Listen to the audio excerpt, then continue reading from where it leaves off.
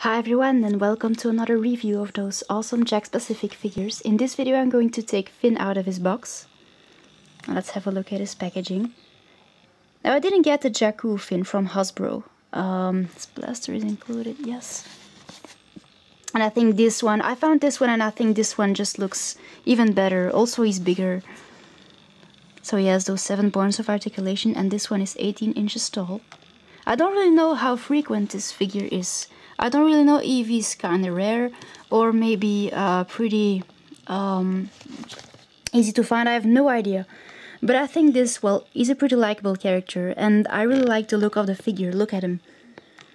So, and because I never used to regret one of these figures or getting one of these figures, I thought let's get him too. He's just so beautiful and he goes so well with the others.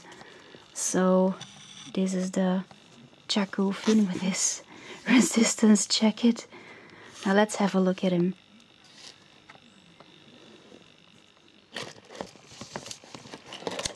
There he is. I still have to detach the blaster. Now what I really like about those Jakks specific figures is that they're really detailed and really sturdy. And I think on that point they are even better than those Hasbro figures.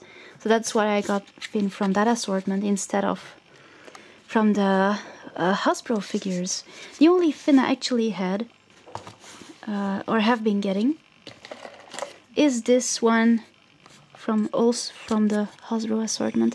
I like this one because of his Stormtrooper outfit, so I might compare them.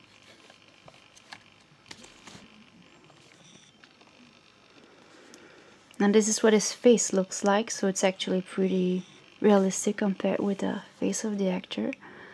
Well, I like his face. That's one point that I really like about this figure. Also, the hair is really cute.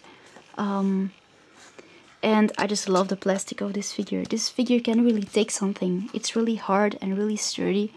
And I think the character looks really likable and he looks really, well, realistic. He looks so expressive too. His points of articulation are here in the neck. You can turn his head like this. In the shoulders, in the wrists, and in the hips. So you get his like movable legs too. That's what his shoes looks like. Well, it's not obvious in the packaging, so that's why I show you.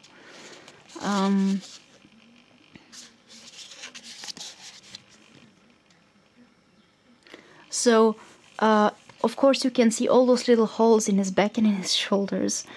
And also we'll hear the to make the head movable, there's this kind of ugly lining coming over his neck.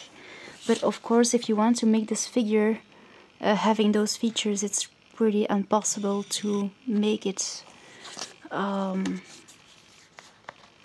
a different way. So yes, you have that ugly lining, but believe me, it doesn't really make the figure look terrible.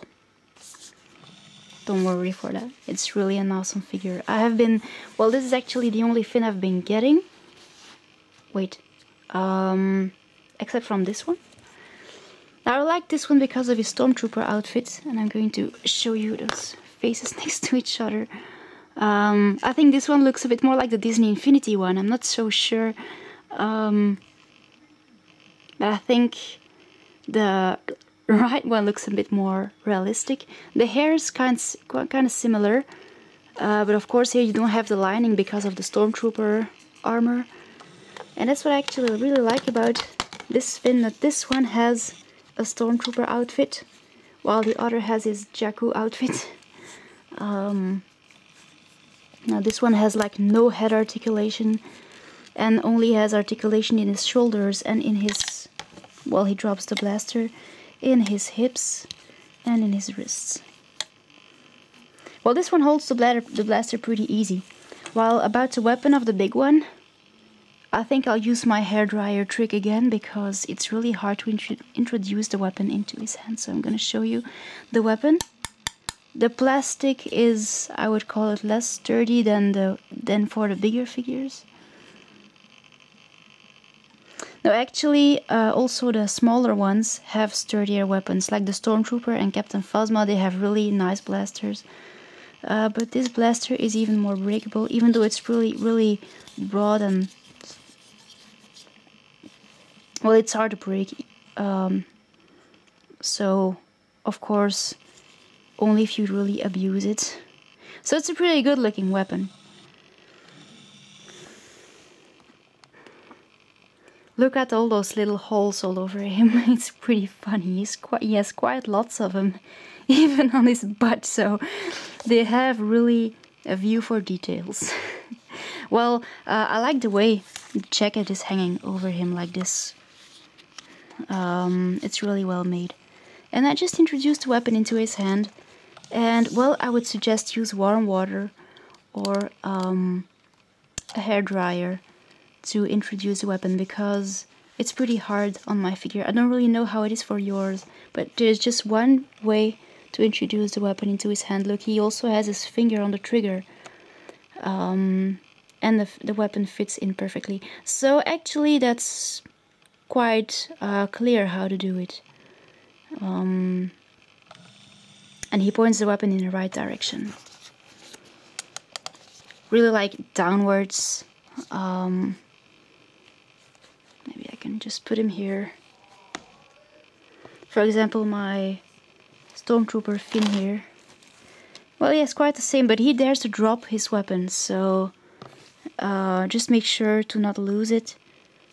He loses it pretty easily. Actually, it's almost sliding out of his hands.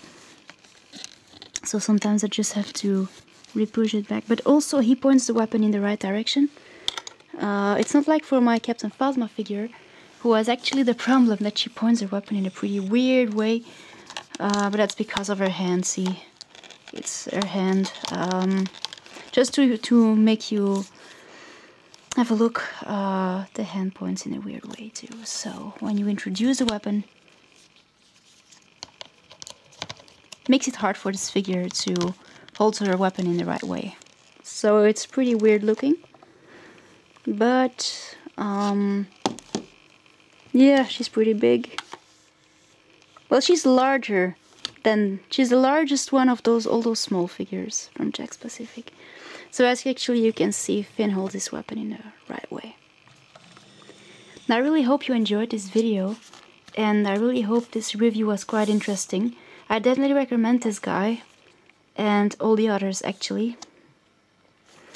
And I'll see you later, guys. Thanks for watching. Bye.